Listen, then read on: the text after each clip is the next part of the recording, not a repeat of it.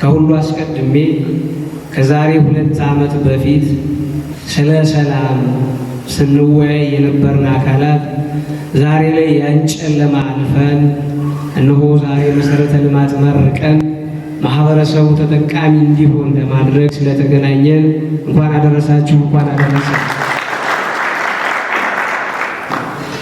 ዛሬ ወጥተን ያየነው ልማት ዛሬ ላይ ስናየው ቀላል ይመስላል። ያየነው 4 ሰዓት ጀምረን እስከ 6 ሰዓት ለ2 ሰዓት ይሆናል። ለ2 ዓመት ያህል ግን ዋጋ ተከፍሎበታል። እንደ ክልላችን ሲፈርስ ጀግና የሀገር መከላከያ ሰራዊት መጥቶ ክልሉን እንደ ክልል በእግሩ እንዲቆም አድርጎ የተበተነውን የጸጥታ መዋቅር በመሰብሰብ የተበተነውን አመራር በመሰብሰብና አጋር በመሆን ለዚህ ያበቃን ነውና መከላከያ ሰራዊትን ከፍ ያለ ምስጋና እንድትሰጡልን ይጠይቃል። በመቀጠል ጥምር ጦሩ ከመከላከያ ሰራዊት ጎን በመሆን መከላከያው ሲሞት አብሮ እየሞተ ሲደማ እየደማ በችግር ጊዜ አመራር አንሆንም ብሎ አንዳንዱ ሲሸሽ በችግር ጊዜ አመራር ሁናችሁ አመራር ሁነን እዚህ እንደርስ ያደረገ ጥምር ጦራችንና አመራሩን ምስጋና ብትሰጡልኝ ደስ ይለኛል። እነሆ ዛሬ ይልማና ዴንሳ ላይ የተለያየ መሰረተ ልማቶችን ማርቀናል። ህዝቡ የሚፈልገው ሰላም ነው።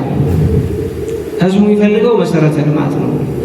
የዛሬ 2 ዓመት መስሎት በውሸት ፕሮፓጋንዳ የአማራ ህዝብ ጥያቄ ያልያዘ አካል የአማራን ህዝብ ጥያቄ እናስመልሳለን በሚል የውሸት ፕሮፓጋንዳ ጫካ ወጣን በሚል ማህበረሰባችንን ሸውሎት ነበር 2016 ሐምሌ አካባቢ።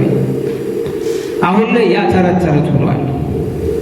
ሲጀመር የአማራ ህዝብ ጥያቄ የሚፈታው በጠረጴዛ ዙሪያ እንጂ በአፈሙዝ አይደለም።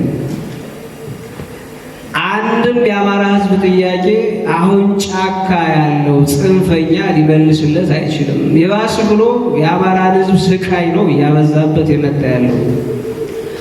አርሶ አደሩ ያመረተውን ለገበያ ማቅረብ አይችልም ነበር። የመጣው ግብዓት ለአርሶ አደሩ አይደርስም ነበር። በየቤቱ የሚዋጣው ቀረጽና ምግብ የትየለሌ ነው። እንዲህ ብሎ የአማራ ህዝብ ጥያቄ መመለስ የለም። ለአርሶ አደሩ ግብዓት እንዲደርስ ያደረገልን ጥምር ጦራችን እና ጀግናው መከላከያ ሰራዊት ነው። አሁንም ያለውን አንጻራዊ ሰላም እዚህ አድርሶልን መሰረተ ልማቶችን እንድንመርቅ ያደረገን ጀግናው መከላከያ ሰራዊትና ጥምር ጦራችን ነው እንጂ ጽንፈኛው አይደለም። ጽንፈኛው ይባስ ብሎ መንግስት ድልድይ ገነባ፣ ጽንፈኛው ድልድይ ነው ሲያፈርስ የነበር ታውቁታላችሁ። ወደ ባህር ዳር የሚወስደውን ድልድይ ሰብሮ ነው የነበር። መንግስት ደግሞ ድልድይ ነው ገንብቶ ለማህበረሰቡ ተጠቃሚ ይሁን ብሎ የሚሰጠው። እነዚህ የተገነቡ መሰረተ ልማቶች በህብረተሰብ ተሳትፎና በመንግስት በጀት ነው። ነገር ግን ዘላቂ እንዲሆኑ ማህበረሰቡ ሊጠብቃቸው ይገባል። መንግስት ሰርቷል፣ አስረከበ። ማህበረሰቡ መንከባከብ መቻል አለበት። ከዚህ በኋላ ጥገና ሊያስፈልጋቸው ይችላል። ከዚህ በኋላ ሌላ ተጨማሪ ማስፋፊያ ስራ ሊሰራ ይችላል። ማህበረሰቡ መሳተፍ መቻል አለበት።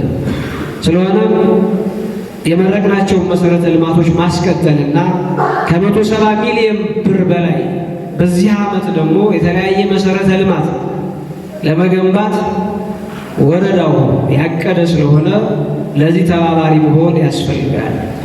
ሂዶ የሁሉ ነገር ማሰሪያ ሰላም ነው። ይህም መሰረተ ልማት የመረቅ ነው ያየ ነው። ቁጭ ብለን የምንነጋገር መስዋዕትነት ተከፍሎ ባገኘ ነው ሰላም ነው። ይህን አንጻራዊ ሰላም ዘላቂ ማድረግ ይጠበቅብናል። ይህን ለማድረግ ሁሉም አካል የሰላም ዘብ መሆን መቻል አለበት። ጫካ የወጡ የጽንፈኛ አካላትን በአንድም ይሁን በሌላ መንገድ እዚህ ቤት ያለ ወንድሞቻችሁ አጎቶቻችሁ ሊሆኑ ይችላሉ፣ ባይሆኑም ጎረቤቶቻችሁ ሊሆኑ ይችላሉ። በአንድም ይሁን በሌላ መንገድ ታውቋቸዋላችሁ። የሰላም ጥሪ ተደርጓል። እነዚህን አካላት ከመሞት መሰንበት ነውና ትናንት ጫካ የነበሩ እነ ኮሎኔል ፈንታው ማባው እነ ካፒቴን ማስረሻ ሰጤ ትግሉ እንደማያዋጣ አውቀው መንግስት ሊወጉ የነበረን አካል መንግስት በሄሊኮፕተር ነው ተቀብሎ አሁን አዲስ አበባን ያስጎበኛል። መንግስት በዚህ ልክ ለሰላም በጣም ወደ ሰፊ ነው። ስለሆነም ውጭ ላይ ያሉ ልጆቻችሁን መክራችሁ ዘክራችሁ መልሱና ይችን ያገኘናትን አንጻራዊ ሰላም ወደ ዘላቂ ሰላም እናሸጋግር። ሰላሙ የጸና ሲሄድ ከዚህ በላይ ልማት ማምጣት ማስመረቅ ይቻላል።